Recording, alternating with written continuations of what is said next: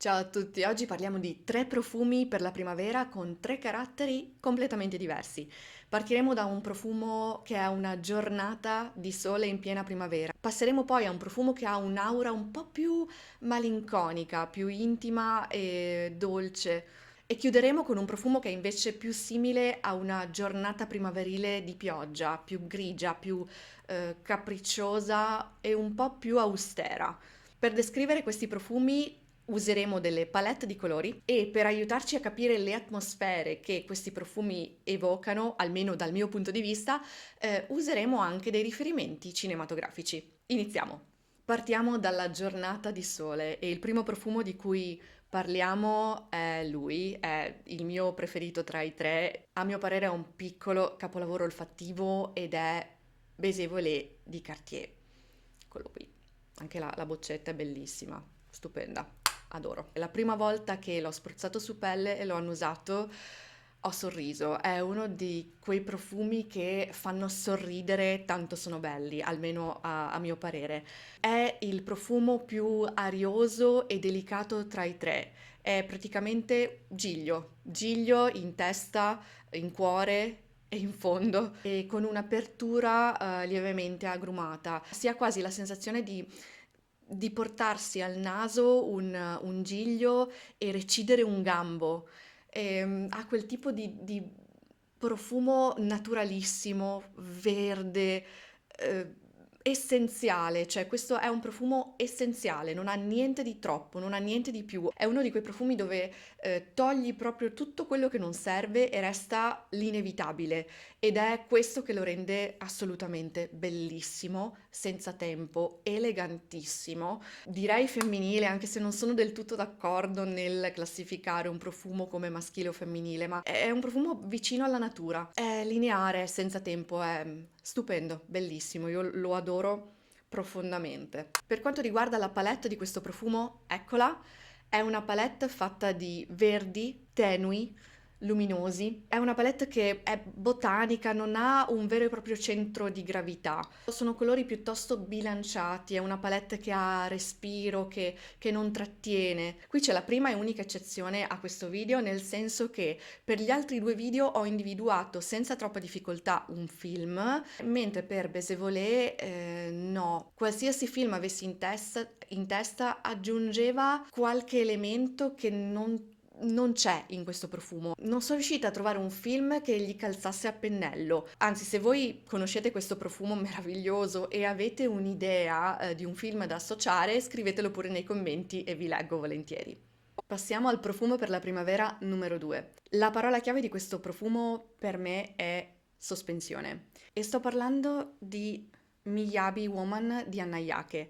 Annayake è un marchio giapponese con posizionamento recente nel mercato francese, europeo-francese, diciamo. Quindi è un marchio che sta un po' a cavallo tra Oriente e Occidente. In questo profumo l'ispirazione giapponese si sente a mio parere molto, è un profumo infatti molto equilibrato, delicato, assolutamente non urlato, è sussurrato. È il profumo più dolce tra i tre che presentiamo oggi e ha un'apertura molto dolce e luminosa, fruttata e floreale. Io sento molto la pesca e il tangerino e si sente anche una punta di zenzero che lo rende un po' più lievemente piccantino.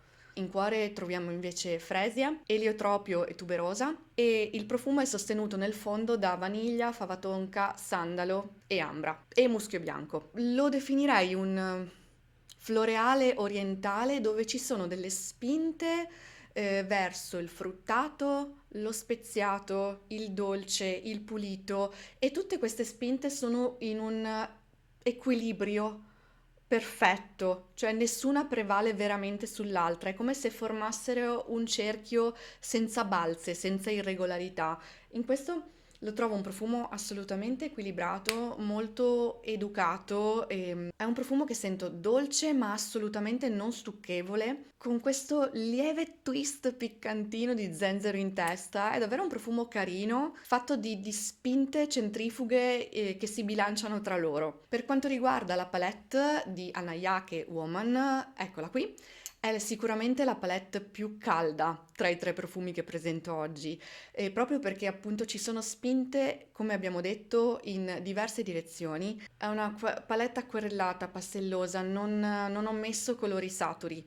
Lo sento un profumo molto educato, senza estremi. In questo dialogo sospeso tra due mondi, orientale e occidentale, l'associazione cinematografica è stata quasi inevitabile e sono caduta su Lost in Translation di Sofia Coppola, film famoso di un po' di tempo fa ormai con Bill Murray e Scarlett Johansson. Lost in Translation è ambientato in una Tokyo assolutamente non folcloristica, è un dialogo, è un incontro che accade in un hotel internazionale. Apparentemente non succede niente, cioè non esplode mai in nulla. C'è un incontro, una sospensione, appunto, e poi un addio. Davvero non succede niente di eclatante, ma in qualche modo ti entra pian piano sotto pelle. E credo che sia molto simile appunto a Miyabi Woman. È un profumo che non urla, che è una coccola gentile che resta su pelle e che media tra due linguaggi diversi, ovvero l'ispirazione giapponese, orientale e il linguaggio occidentale. E credo che sia un profumo che esiste proprio in virtù di una traduzione tra i due linguaggi. E passiamo all'ultimo dei tre profumi per la primavera. Qui arrivano le nuvole e la luce si attenua. Ho preso questo profumo l'anno scorso in una giornata grigia di primavera e forse questo mi sta influenzando e avevo addosso una giacca nera di taglio quasi sartoriale, molto elegante e sono entrata da Zara e ho provato questo profumo. Normalmente non vado molto d'accordo con i profumi di Zara, ma questo aveva qualcosa che mi ha colpito moltissimo. Parlo di Elegantly Tokyo. Di Zara, appunto. Lo definirei un floreale bianco legnoso. Abbiamo ancora una volta in testa il giglio, poi gelsomino nel cuore, se non erro, e Akigala Wood nel fondo. Sono partita a esaminarlo dalla palette di colori. È una palette che passa da un verde salvia, perché comunque si tratta di un profumo verde pulito in un certo senso.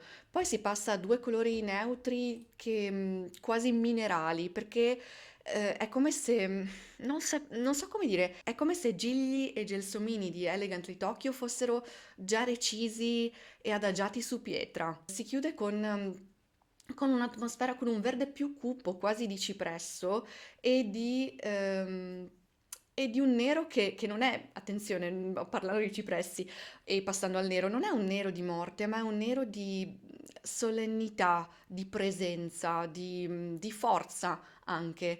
Io lo associo al nero, non so se sia il tappo, non so se sia la mia giacca quando l'ho preso, però è un profumo che associo una, a una donna molto elegante, molto sicura di sé, che riempie gli spazi senza chiedere permesso. È un profumo che sento in qualche modo severo, ha una durezza floreale bianco-verde lievemente algida e a mio parere appunto ha un rigore olfattivo che tradurrei in un rigore estetico architettonico. Quando ho creato la palette di colori e ho pensato appunto a questi riferimenti architettonici, ho subito correlato il film per Elegantly Tokyo, che è Tar di Todd Phillips. È un film che ha come protagonista immensa Kate Blanchett nei panni di Lydia Tarr, una direttrice di orchestra all'apice della sua carriera e del suo potere.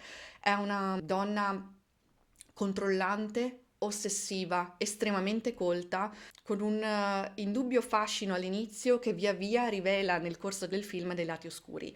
Ora, io non associo non associo tanto Elegantly Tokyo al personaggio, è un personaggio molto creepy, molto inquietante e complesso, quanto piuttosto all'estetica del film, all'abbigliamento di Lydia Tarr, quindi che vedrei molto bene sugli outfit usati dalla protagonista e che soprattutto rivedo nell'estetica del film, che è un film a campi lunghi dove regnano, come mai in nessun film ho visto, delle geometrie bellissime, delle geometrie architettoniche, dei moduli, linee verticali, squadrate. È un film bello, esteticamente bello, ma di una bellezza algida, austera, secca. Cioè, non è una bellezza delicata, una bellezza graziata, è la bellezza del taglio, della linea, della precisione, del controllo.